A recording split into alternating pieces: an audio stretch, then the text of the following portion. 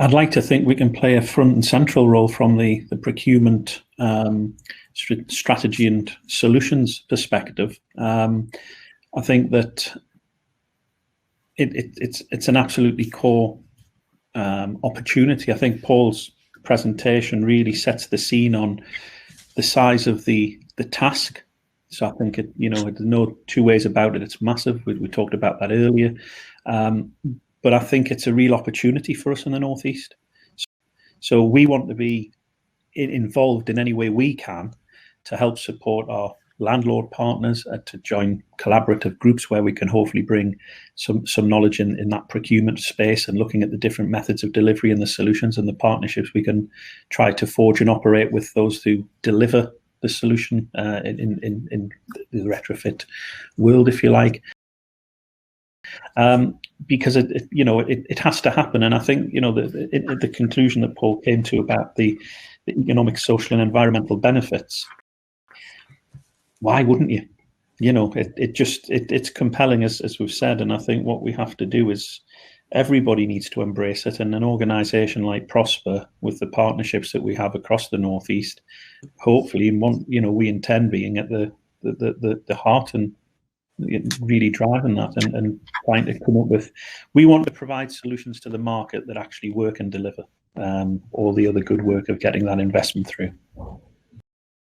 You'd feel a little bit aggrieved that you'd gone early and hadn't quite nailed the VHS version of the technology rather than the Betamax version. So I just think there's a little bit of caution around being an early adopter. That's why we need the scale, because we need to be able to do proper research and development here to understand what works, so we can de-risk that investment decision and encourage people to get on with it. I think this is something as a sector we need to be leading on, but we also needed to be looking to government to support us. I know there's a nervousness in the sector when it comes to being, the Betamax of the industry when it comes to finding a solution. But we can't stand still on this. We need to be moving forward.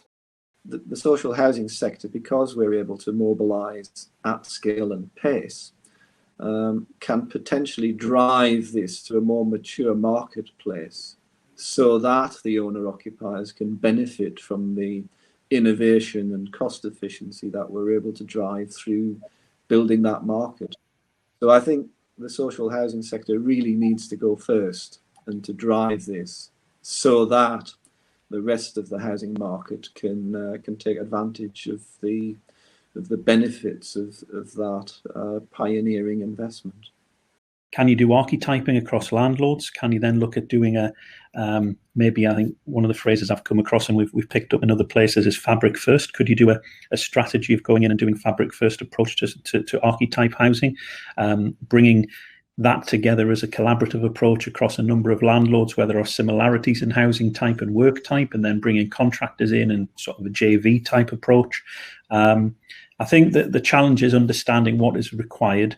And then I think it's a question of building a strategy to deliver that, bearing in mind what emerging technologies we feel we can either adopt, or those elements of work that we already are fairly well knowledgeable about. I'm thinking of windows and the roofing, the fabric first approach. Can we move forward with those in the decarbonisation sense? Of about 1% to their carbon output. And it just puts into perspective the scale of what we're talking about here. We need to give social value a little bit more thought and try to wed it into as an integral part of this whole initiative and an opportunity. I think that for me is where I think there's an opportunity to bring the two together, rather than social value being perhaps seen as a cost that's being added to the overall delivery mechanism in an already very challenging cost environment. Look at the decarbonisation of homes. You need to remember, it's not just about taking carbon out of the environment. It's also ensuring that we are, continuing to provide safe, warm, but healthy homes for our customers into the future in communities where people can thrive. I suspect that the technology that's going to have the most impact on our sector hasn't been invented yet. So over this 30-year time horizon, I think there'll be something emerges, and it could be, you know, hydrogen-based heating systems. It could be, you know, more and more efficient use of photovoltaic roof tiles. It could be any one of a range of different things, it seems to me. So I'm not going to put my my mortgage on which of the existing technologies is likely to prove the VHS version, because I'm not convinced we've seen it yet. We've just not had that real growth. And the sooner we can get to that through this type of agenda, the better, because that's when you can start to add value across the whole landscape that we're looking at here. I think in terms of green technology, yes, I genuinely think we need to have something that we haven't got to try to give us a solution that makes this much more workable.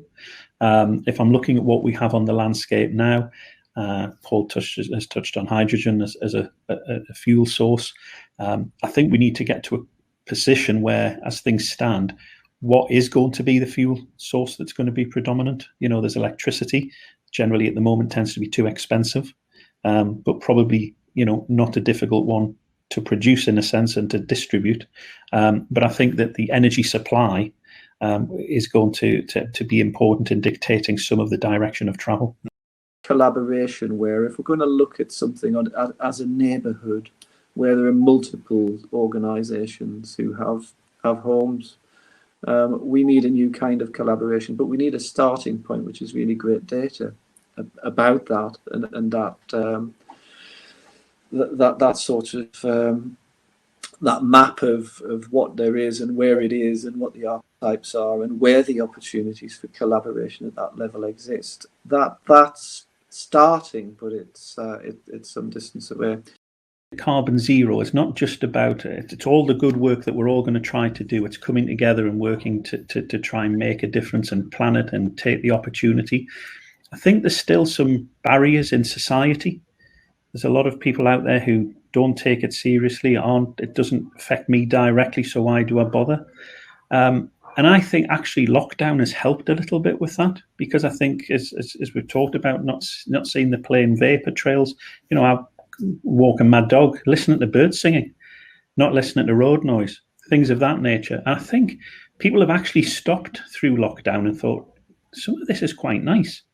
And I think what we've got to do is try to harness that and try not to go straight back into that mad world at times we live in, where all of these things get lost. I think we've got to harness that, try and bring it through in society, and get people behind this whole positive and you know, again, go back to the last bit of Paul's presentation, which I think summarizes it in the terms of economic, environmental, and social benefits of this. You know, multiple.